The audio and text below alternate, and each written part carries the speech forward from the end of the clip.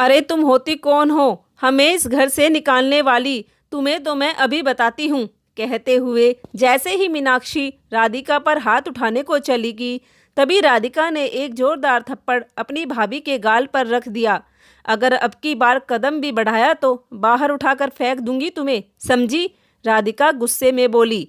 एक थप्पड़ से ही उसे दिन में तारे नजर आने लगे। पत्नी के गाल पर पड़ा थप्पड़ अमन से बर्दाश्त न हुआ। उसने जैसे ही राधिका की तरफ कदम बढ़ाया, फिर एक जोरदार थप्पड़ राधिका ने अपने भाई के गाल पर रख दिया।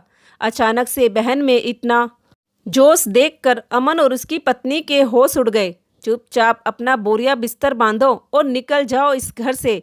अब इस घर पर तुम लोगों का कोई अधिकार नहीं है। यह बात मेरी कान खोल कर सुन लो, वरना मुझे मजबूरन ही कानून का सहारा लेना पड़ेगा। बहन का ऐसा रुद्र रूप देखकर भैया भाभी की आंखें और मुंह फटा का फटा रह गया। दरअसल राधिका अपनी माँ के साथ अपने मायके में रहती थी। राधिका की माँ रमा जी, जो कि 5 साल से बिस्तर पर थी, उनको देखकर लगता था कभी बहुत ही खूबसूरत, होशियार व अपने समय की शिक्षित रही होगी, पर अब तो वह दूसरों पर ही निर्भर थी। उनका एक बेटा और एक बेटी थी। बेटा शादीशुदा है और बेटी जिसकी शादी के 6 महीने बाद ही पति की कार एक्सीडेंट में मौत हो गई थी। राधिका पढ़ी लिखी समझदार लड़की थी। पति के मर जाने के बाद रमा जी अपनी बेटी को अपने घर ले आई थी, लेकिन उसकी भाभी की आंखों में वह खटकती थी। उस समय रमा जी के पति उमाकांत जिंदा थे। वे सरकारी ओहदे पर थे।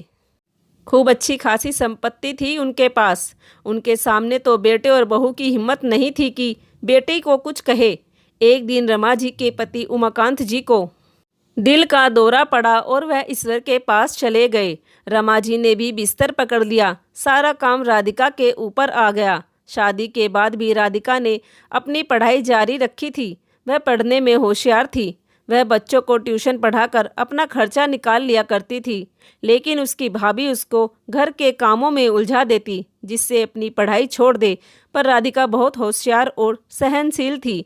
रमा जी बिस्तर में जरूर थी, फिर भी वह हर बात पर नज़र रखती थी कि बेटा और बहू राधिका से कैसा व्यवहार करते हैं। बेटे और बहू को रमा जी की सेवा और जिम्मेदारी से कोई मतलब नहीं था। राधिका अपनी माँ को नहलाती, खाना खिलाती, उनकी दवा का समय से ध्यान रखना, घर का सारा काम करना, रात को उनके पास बैठकर पढ़ाई करना, यह उसकी दिनचर्या थी। भैया माँ की दवाई ख़त्म हो गई है, ऑफिस से आते समय ले आना। राधिका अपने भाई अमन से बोली। ये दवाई का खर्चा तो तुम भी कर सकती हो राधिका, कमाती तो तुम भी हो और तुम इस घर में रहती हो, थोड़े बहुत खर्चे तो कर सकती हो। अजी ये महारानी क्यों अपनी जेब से एक भी रुपया खर्च करेगी? मीनाक्षी भी तमक कर बोली। बेटे बहू की बात सुनकर रमा जी बोली, बेटा तेरा भी कोई फर्ज बनता होगा मेरे प्रति, या मेरी बेटी ही सेवा करेगी सारी जिंदगी मेरी? माँ अब सारा काम छोड़कर क्या आपके पास ही बैठा रहूं? आपकी बीमारी में खर्च करता रहूँगा तो अपने लिए क्या बचाऊँगा? और वैसे भी आप पर पैसा खर्च करना तो बेवकूफ़ी है, क्योंकि आपको कैंसर है और कैंसर का कभी इलाज नहीं होता। बेटे की ऐसी बातें सुनकर रमा जी की आंखों में आंसू आ गए। भैया यह आप क्या कह रहे हो? माँ का हौसला बढ़ाने की बजाय आप इन्हें तोड़ रहे हो। नंद रानी, जो सच है वो सच है। कैंसर है तुम्हारी माँ को, कैंसर अब नहीं बचेगी वह। पैसा लगाना बेकार है इनके पीछे। भाभी कुछ तो शर्म करो, बोलने से पहले सोच तो लिया करो। आप क्या बोल रही हो? तुझे हमें समझाने की जरूरत नहीं है। हमारे ही घर में रहती है और हमसे ही जुबान लड़ाती है। राधिका की भाभी उस पर चिल्लाते हुए बोली। राधिका मीनाक्षी को बिना कोई जवाब दिए अपने काम में लग गई। आज रमा जी की तबीयत कुछ ज़्यादा ही खराब थी। शाम के समय वह अपने बिस्तर से नहीं उठ पा रही थी। राधिका ने अपनी भाभी को आवाज़ लगाई। मीनाक्षी दनदनाती हुई आई और बोली, क्यों चिल्ला रही हो गला फाड़ फाड़ कर? भाभी जरा एक बार माँ का डायपर चेंज करवाने में मेरी थोड़ी मदद कर दो। अरे मुझसे नहीं होगा यह सब, तुम ही करो यह गंदगी साफ। मीनाक्षी नाक को भींचते हुए बोली और वहाँ से चली गई। अपनी माँ की ऐसी दीन हालत देखकर राधिका की आंखों में आंसू आ गए। जैसे तैसे डायपर चेंज कर उसने उन्हें कुछ खिलाया पिलाया। रमा जी अपनी बेटी से बोली, राधिका तेरे पिताजी ने मरने से पहले कहा था कि मैं अपने बेटे को अच्छे से जानता हूँ। मैं तुझे इतना सशक्त कर जाऊँगा कि तुम्हें बेटे के ऊपर आश्रित ना रहना पड़े। आज रमा जी कुछ अधिक बेचैन थी। राधिका, जरा मेरी संदूकची निकाल। राधिका बोली, माँ आपकी कौन सी संदूकची है? तो रमा जी ने कहा, सामने अलमारी खोल और सबसे नीचे का पत्थर हटा। जब राधिका ने पत्थर हटाया तब उस पत्थर के पीछे एक और खाना था जिसमें एक छोटी सी संदूकची थी। वह संदूकची को लेकर उनके पास आई। रमा जी ने एक लिफाफा दिया और कहा, यह किसी को दिखाना नहीं, संभाल कर रखो। मेरा पता नहीं कब मैं इस दुनिया को छोड़कर चली जाऊं। 2 दिन बाद राधिका की बैंक में सरकारी जॉब लग गई। आज उसका सपना पूरा हो गया था।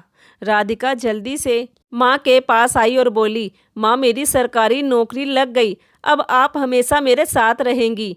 रमा जी ने अपने हाथ आशीर्वाद देने के लिए उठाए, बस सर पर रखा और स्वयं का सर एक ओर ढुलक गया। राधिका ने माँ को हिलाया। कोई प्रतिक्रिया न होने पर राधिका जोर जोर से रोने लगी।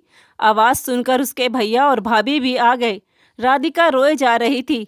उसके भैया और भाभी रमा जी के कमरे में कागज, पैसा और बैंक की किताब सब ढूंढने शुरू कर दिए।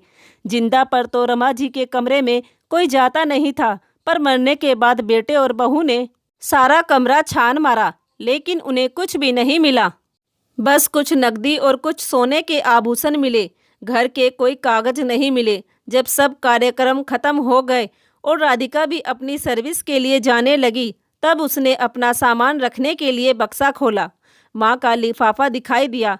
उसमें एक 10 लाख रुपए की एफडी और मकान की वसीयत उसके नाम निकली। बाकायदा सब कुछ वसीयत में साफ साफ लिखा था कि मेरे मरने के बाद मेरी करोड़ों की संपत्ति मेरी विधवा बेटी के नाम होगी। आज राधिका के आंसू रुक नहीं रहे थे। वह सोच रही थी, माँ मैंने इस धरोहर के लिए आपकी सेवा नहीं की थी, मुझे तो बस आपका साथ चाहिए था। अगर माँ मुझे इस बारे में पहले पता चल जाता तो मैं आपको यूँ तड़प तड़प के नहीं मरने देती। भैया और भाभी ने जो आपके साथ किया है उसका बदला तो मैं उनसे ज़रूर लूँगी। जैसे आप तड़पी हो वह लोग भी इसी तरह तड़पेंगे। राधिका ने अपने आप को मजबूत बनाया, अपने आंसू पोंछे और अमन और मीनाक्षी के कमरे में पहुंच गई। अचानक राधिका की लाल आंखें और चेहरे पर गुस्सा देखकर अमन और उसके पत्नी के चेहरे की हवैया उड़ गई। ऐसे क्या देख रही हो? खाओगी क्या हमें? हमारे ही घर में रहकर हमें ही आंख दिखा रही हो। अब तुम्हारी जॉब लग गई है, अपना कहीं और ठिकाना ढूंढ लो। अब तुम्हारी माँ भी नहीं रही जिसके कारण तुम यहाँ पड़ी थी। मीनाक्षी भौं टेढ़ी करते हुए बोली। राधिका बोली, अब जाओगे तो तुम लोग इस घर से, मैं नहीं। अब इस घर पर तुम दोनों का कोई अधिकार नहीं है। अरे तुम होती कौन हो हमें इस घर से निकालने वाली? तुझे तो मैं अभी बताती हूँ। कहते हुए जैसे ही मीनाक्षी राधिका पर हाथ उठाने को चली कि तभी राधिका ने एक जोरदार थप्पड़ अपनी भाभी के गाल पर रख दिया। अगर अब की बार कदम भी बढ़ाया तो बाहर उठाकर फेंक दूंगी तुम्हें, समझी? राधिका गुस्से में बोली। पत्नी के गाल पर पड़ा थप्पड़ अमन से बर्दाश्त ना हुआ।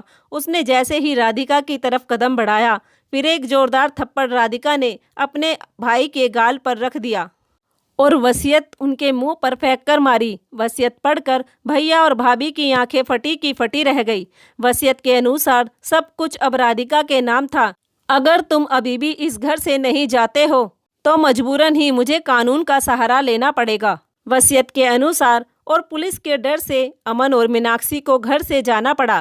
कुछ समय बाद राधिका ने अपनी कमाई से अपने लिए एक छोटा सा घर ले लिया और माँ का दिया हुआ घर अनाथ लाचार बुजुर्गों के लिए समर्पित कर दिया। और जो बची कुची संपत्ति से उसने एक वृद्ध आश्रम बनवाया जिसमें बेटे और बहू के सताए हुए माता पिता अपना जीवन यापन करते हैं। राधिका उन बुजुर्ग महिलाओं में ही अपनी माँ की कमी को पूरा करती है।